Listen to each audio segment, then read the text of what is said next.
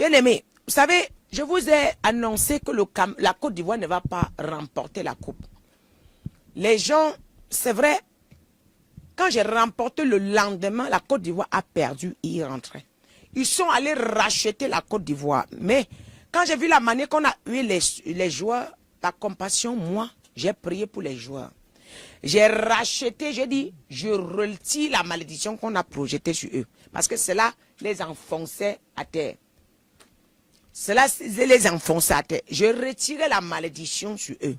Et maintenant, quand les joueurs ont gagné, quand maintenant on a triché pour envoyer les Ivoiriens, le Seigneur m'a dit, laisse-les aller, juste laisse-les, je ferai ce que je suis Dieu. Le Seigneur m'a dit, il est venu me dire de vous demander, si tu me croyais par rapport à la révélation, si tu me suivais par rapport seulement à la révélation, c'est que tu n'es pas digne de me suivre. Il m'a dit, si tu me suivais par rapport à la révélation, c'est que tu n'es pas digne de me suivre. Il faut me suivre par rapport à ce que Dieu t'a montré, qui je suis et ce que je fais pour vous dans le monde. Et le Seigneur m'a dit, depuis que tu annonces, il y a eu quelque chose que tu as annoncé, ça a failli. Je dis non, tout est vrai. Mais pourquoi les gens ne comprennent pas? Pourquoi est-ce que quand on amadou, moi Dieu j'ai permis, j'ai laissé, ils ont amadoué, j'ai laissé. Parce que je sais ce que je veux faire derrière ça. Vous avez tellement désiré, vous êtes parti réveiller les morts. Le Seigneur a laissé. Il dit que je suis Dieu. Dieu peut annoncer, il fait ce qu'il a à faire. Vous savez, à cause des chrétiens, comme vous là, Saül est devenu un faux roi. Parce qu'à cause de la pression du peuple, oui, tu avais dit que Saül venait en 7 jours. 7 jours est passé. Saül n'est pas venu. Pourquoi il n'est pas encore venu? Il a été obligé d'aller chercher le sacrifice pour venir donner lui-même, pour vouloir satisfaire le peuple. Il est devenu un faux roi rejeté par Dieu. Il y a aussi le prophète qui dit à Ézéchiel, fais ton testament parce que tu dois mourir. Quand il est parti, il dit, lorsqu'il est parti, il dit,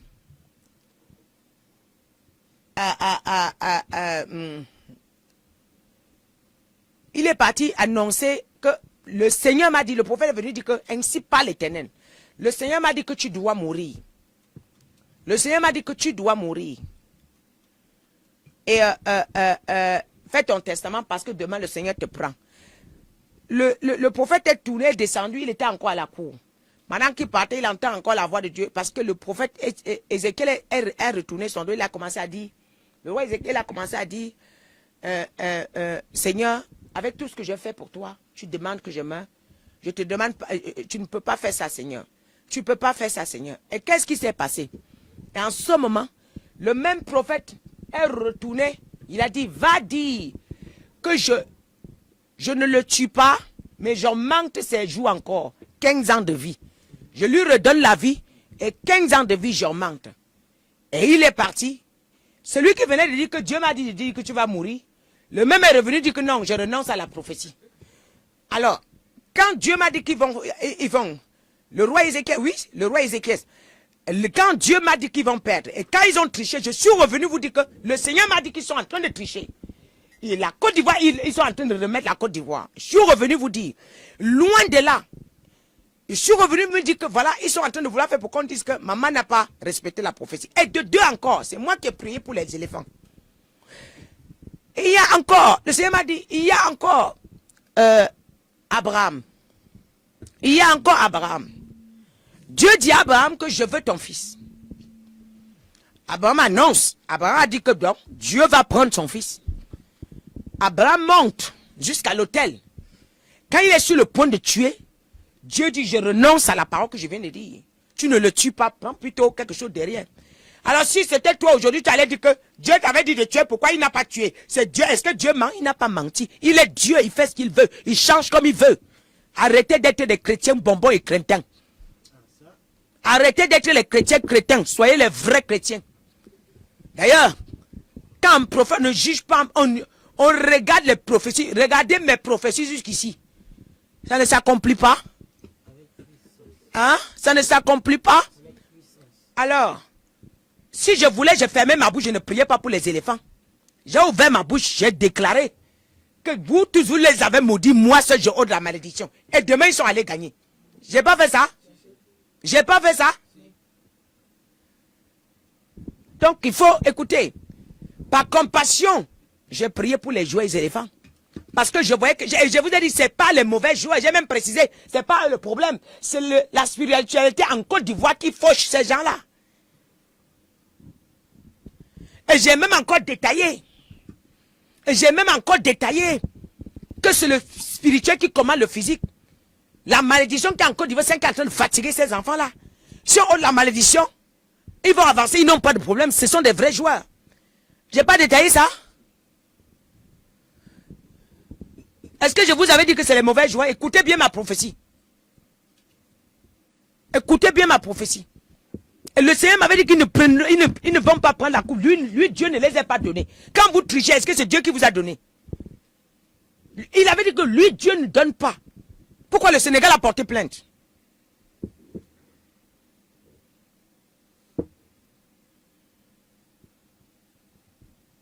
Écoutez, quand je parle, je ne parle pas des choses que je vais fuir après. Moi, j'assume, c'est mon papa. Et je ne douterai jamais de lui. Et je continuerai à annoncer les prophéties. Si tu veux, tu crois. Ne crois pas. Si tu veux croire, ne crois pas. On va te suivre, on ne va plus te suivre. Il ne faut plus me suivre. Je t'ai répondu. Quand tu me suivais là, c'était pour ton bien ou c'était pour mon bien? Moi, je suis venu t'aider. Je suis venu t'aider. Tu me dis que, maman, on ne sait pas si on va te suivre. Ne me suis pas. Il faut aller dire à Samuel, à Saül, tu n'avais pas le raison. Il faut aller dire à Samuel, tu ne devais pas condamner Saül. Saül a été condamné, il est devenu faux roi à cause de la pression du peuple. Moïse se retrouve dans le désert parce qu'il donne la prophétie, vient, il dit que voilà ce que Dieu m'a dit. Le peuple lui a mis tellement la pression qu'il est parti frapper sur le rocher. Quelqu'un m'écrit, maman, j'avais été suivi. Ne me suis plus. Tu me suivais pour moi. Est-ce qu'il t'avait d'abord appelé ici? J'avais pris mon téléphone un jour et t'appelé de me suivre. Non. Saül était un vrai roi. Saül était un vrai roi. Ici, là, je vais te donner une révélation. Partage bien. Quand Samuel vient oindre le roi Saül, il lui a donné les recommandations. Jusqu'à là, il n'avait pas failli. Mais le jour que Dieu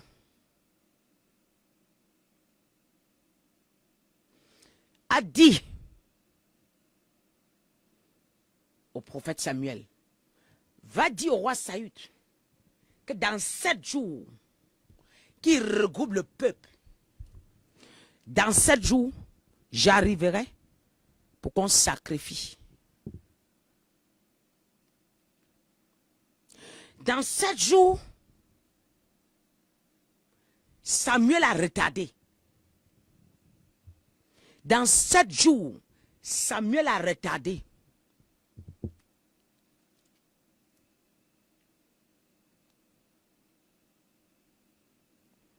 Le peuple a dit au roi Saül, tu nous avais dit 7 jours. Pourquoi est-ce que les 7 jours sont passés et que le prophète Samuel n'est pas encore là? Est-ce que le prophète Samuel parlait de la part de Dieu ou c'était des mensonges? Dieu sait mettre son peuple, son oint à l'épreuve avant de l'élever.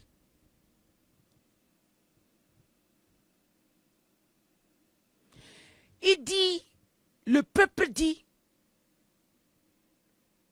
à Saül, non, tu nous avais dit que le Samuel a dit 7 jours. Mais 7 jours, il n'est pas encore là. Donc, nous on va partir. Si tu ne fais pas ce que Samuel devait venir faire, nous on va commencer à partir. Donc ce que Samuel devait faire, il devait faire en tant que sacrificateur. Mais le roi Saül, il n'est pas sacrificateur. Le peuple le pousse à prendre la place d'un sacrificateur. Alors là, de peur que le peuple va le quitter, il a commencé à prendre les béliers et sacrifier. Il s'est rapproché de l'autel. Pourtant, ça ne lui a pas été recommandé de peur que le peuple va partir, parce qu'il était venu dire autre chose, parce que ce que le peuple a entendu, ils veulent voir que ce qu'ils ont entendu. Écoutez, lorsque cela s'est passé, à peine il a commencé à prendre les béliers et sacrifier, Samuel apparaît. Samuel apparaît. Et quand Samuel apparaît, il lui dit, est-ce que tu es un sacrificateur? Je suis un roi. Je t'avais demandé de m'attendre 7 jours.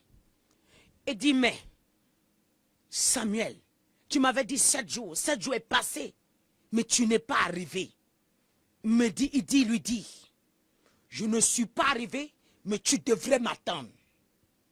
Je ne suis pas arrivé, mais tu devrais m'attendre. Alors maintenant, je te rejette, tu n'es plus roi.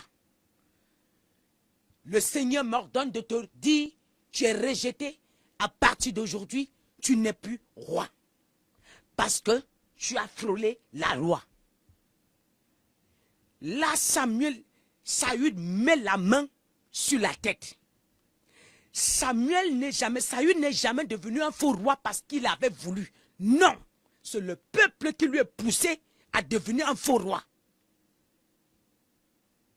C'est le peuple qui lui a poussé parce qu'il a donné un verdict et que le verdict n'était pas comme il avait donné.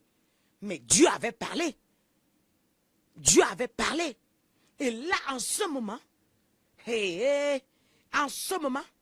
Saül attrape la main et dit, Seigneur, tu ne peux pas me rejeter. Tout lui tombe dessus. Il s'enroule par terre. Il attrape même le pan de robe de Samuel que va pardonner le Dieu, le Seigneur. Demande pardon à ma place. Samuel part. Au 1 Samuel 16, vous allez entendre. Samuel crie devant Dieu. Samuel crie devant Dieu. Le Seigneur revient dans 1 Samuel 16. Il va dire à Samuel, écoute-moi bien, jusqu'à quand tu vas pleurer ce roi? Je lui ai rejeté, car il a désobéi. Je devais revenir. L'onction que j'étais envoyé lui donner, il venait oindre Saül pour toujours, affermir son ministère, l'établir pour le règne en Israël. Et là, il y avait une preuve qu'on a mis devant lui. Comme il a parlé, est-ce qu'il doit faire autre chose parce qu'il est le Dieu? Parce qu'il est le Dieu du peuple, ou il est le roi du peuple, ou il est le roi du Seigneur? Il est le roi du peuple, ou il est le roi du Seigneur? S'il est le roi du Seigneur, le Seigneur l'envoie dire, il dit, ça marche ou ça ne marche pas. Il dit comme Dieu lui a dit de dire, il ne change pas. J'aimerais vous dire quelque chose. Ce que Dieu me demande de dire, même si je sens que ça va changer, tant qu'il ne m'a pas dit de venir vous dire, je ne dis pas. Je ne dis pas, parce que je n'ai de compte à rendre à personne. Et personne, oui,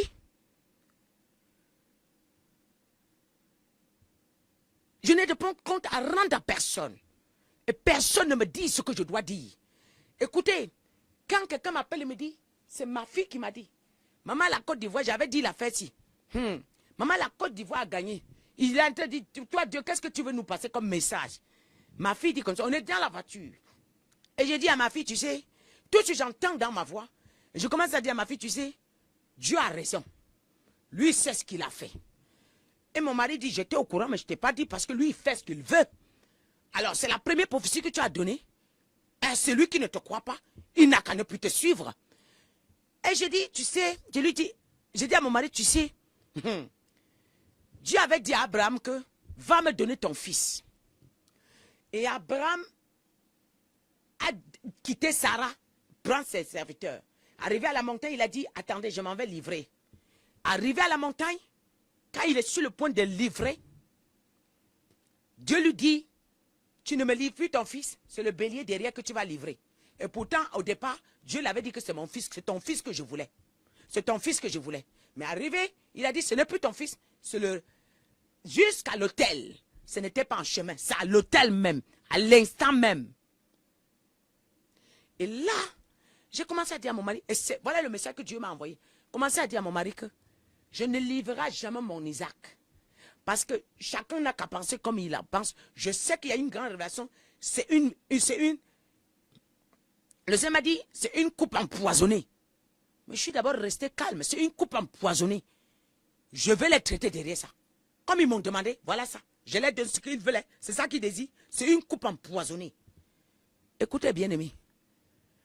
Et Dieu me dit de leur dire, j'ai commencé à dire à mon mari, à les enseigner, commencer à dire quelque chose à ma fille et à mon mari. Je dis, je suis une prophétesse de renommée. Que de génération en génération, les gens vont prêcher mes prédications et mes exemples. Les gens prendront mon histoire pour enseigner des générations et des générations. Et Dieu ne peut pas m'amener loin sans mettre des épreuves pareilles pour pouvoir enseigner les prophètes comment ils doivent être patients envers leur Dieu. Comment ils doivent s'asseoir, attendre que de leur Dieu, que ça soit bon ou mauvais, ils doivent attendre que de leur Dieu. Et ça, Dieu est en train de me dire, je suis un exemple que des générations et des générations vont prêcher dessus. Donc, voilà mon épreuve que Dieu a donnée, parce que c'est à cause des choses pareilles que Moïse est parti frapper le rocher 2 fois. Parce que Dieu dit fais comme ça, il revient le peuple. À force d'entendre, il s'est fâché. Il a frappé le rocher. Il n'est pas entré dans la terre promise. Et j'ai dit, ils ne mourront pas. Personne ne peut m'énerver derrière ça. Et je ne boudais. J'ai dit à mon père, reçois la gloire. Tu as dit, tu es béni. Papa, reçois la gloire. Bien-aimé, tu ne peux jamais être un prophète de renommée sans avoir une preuve palpable que Dieu va te mettre devant pour voir. Tu vas suivre le peuple ou tu vas le suivre. Parce que regardez, je suis venu parler publiquement et c'était quelque chose que le monde entier avait le regard sur ça. Hey, hein? C'était une prophétie que le monde entier attendait. Beaucoup voulaient voir ça pour voir si je suis prophétesse ou pas. Beaucoup voulaient se référer de ça pour confirmer si je suis de Dieu, hein, ma position devant Dieu. Et Dieu utilise ça. C'est ça que Dieu veut utiliser pour m'éprouver, pour voir si je vais paniquer, si je vais lui tourner le dos, s'il peut me faire confiance à 100%, c'est son peuple qui se confie à moi. Je vais le trahir un jour, parce que si je peux trahir Dieu, je peux vous trahir. Si je peux me retourner contre Dieu, je peux me retourner contre vous. Est-ce que cette prophétie pourra faire que je vais m'énerver? Je vous assure que je ne me suis pas énervé contre lui. Je vous assure, je n'ai même pas levé ma voix pour dire papa. Je lui ai dit, reçois la gloire. J'ai tendu mon oreille. J'ai dit, il y a une révélation derrière ce que tu veux me donner. Qu'est-ce que tu m'expliques, papa? Il me dit, voilà. C'est pas toi qui as prié. Il a commencé à me dire, tu te souviens, je t'ai envoyé faire une vidéo pour prier pour les joies, pour ôter la malédiction. Partant de là, j'ai changé d'avis. Oui. Il m'a dit, partant de là, j'ai commencé à changer d'avis. Je vais vous dire quelque chose. Partant de là, j'ai dit, commencez, puisque je recevais certaines prières. Bien-aimé, méfiez-vous. Méfiez-vous d'être les prophètes de la foule. Et vous n'êtes plus devant la face de Dieu. Mais écoutez, travailler la grâce, c'est compliqué. Mais, en 1 seconde, bien-aimé, tu peux tout perdre. Et même parfois, les gens qui viennent écrire là, c'est l'ennemi qui les envoie. Pour que tu t'énerves, ils entrent en possession de toi. Pour que tu te fâches contre ton Dieu. Ils disent que, oh, on a gagné. Vous ne pouvez jamais avoir raison contre moi. Au nom de Jésus. Les gens qui viennent écrire, vous pensez qu'ils viennent au hasard? C'est l'ennemi qui les envoie. Vous savez, le Seigneur m'a donné une révélation hier, ça m'a choqué. C'était sur Marcelo. J'avais mal. Vous savez, je préfère, quand quelqu'un est parti chercher de l'argent, hein, le bien-être, la foule, afin de tomber, ça n'engage que lui. Hein. Mais quelqu'un qui a été influencé par les propos, et avant de se rendre compte, c'était déjà trop tard. Ça m'a fait mal, Marcelo. Dieu m'a dit hier, Marcelo n'est pas allé demander, je vous avais déjà dit ça. Il n'est pas allé demander la loge. Mais par contre, c'est son entourage qui lui est détruit. C'est l'entourage de Marcelo qui le détruit. Aujourd'hui, mais il a ouvert les yeux, c'était déjà trop tard. Mais Dieu lui a averti. Mais son entourage lui faisait entendre autre chose. Écoutez, les prophéties de séduction, les gens qui viennent vous honorer, les gens qui... Méfiez-vous. Dieu est un Dieu stratège. Dieu est un Dieu stratège. Dieu, écoutez, moi qui vous prêche, Dieu me met aussi à l'épreuve. Pour passer à une autre étape supérieure, il me met à l'épreuve. Pour avancer à une autre... Écoutez, l'église qu'il a fermée, c'était une épreuve. C'était pour me... Il y avait des choses pour valider dans mon ministère. Il fallait passer par là. C'était une épreuve. La prophétie qu'il est venu me faire dénoncer. Je vous avais parlé de combien de pays. Il a balayé d'autres pays. Il a balayé même aussi la Côte d'Ivoire. Mais à un moment, il dit, bon, je vais voir. Ici, là, je vais piéger ma servante.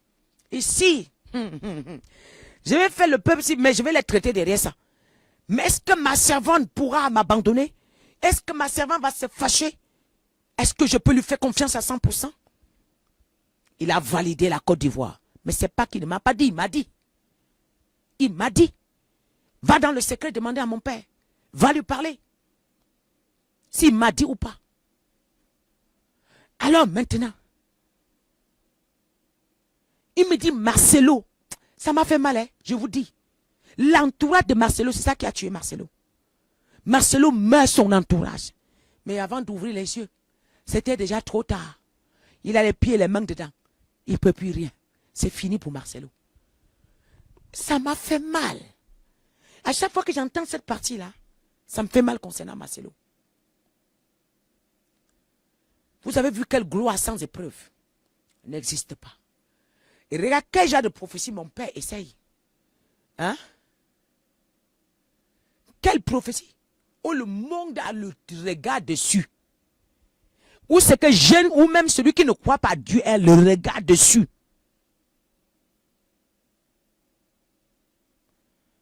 Pourquoi on vient t'insulter? Vous savez, quand j'ai commencé à dénoncer les faux pasteurs, oh, papa, on ne m'insulte plus. On ne m'écrit plus parce que Dieu les a traités. Aïe! Venez voir. Regarde. C'est pour ça que ton église n'avance pas. Méchante. Mauvaise. Regarde, tu ne vois que le faux. Hein? Quelqu'un me dit, regarde, une fausse prophétesse comme ça. Je dis, papa, les injures que tu regardes comme ça, tu dis, papa, tu n'es pas forte. Toi, tu gèles l'éponge.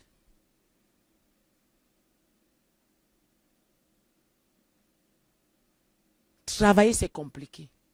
Construire, c'est compliqué. Mais en une seconde, Dieu peut te mettre un piège. Il n'y a pas d'épreuve sans piège. Et chaque épreuve que le diable amène devant nous, c'est Dieu qui l'envoie. Marcelo a été victime. Quand on vient écrire, quand les gens sont autour de lui, fais comme ça, fais comme ça, fais comme ça. Le pauvre est tombé. Il a commencé à aller seulement là où on est en train de lui dire. Le discernement, les sentiments. J'invite quelqu'un, bien-aimé. Ce que je vis, c'est pour toi. L'épreuve que Dieu me donne, c'est pour vous. C'est pour que demain, quand vous serez face à cette situation, elle est le Dieu de Maman Yvette. Dieu va vous dire, qu'est-ce que j'avais fait telle date, telle année à ma servante.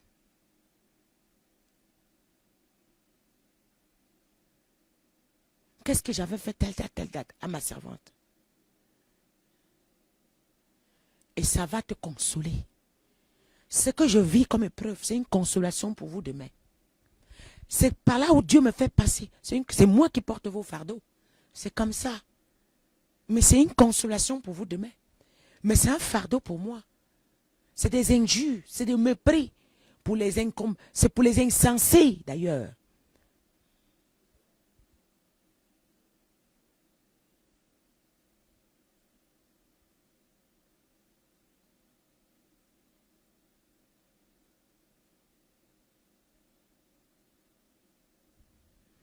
Alléluia. Merci Seigneur.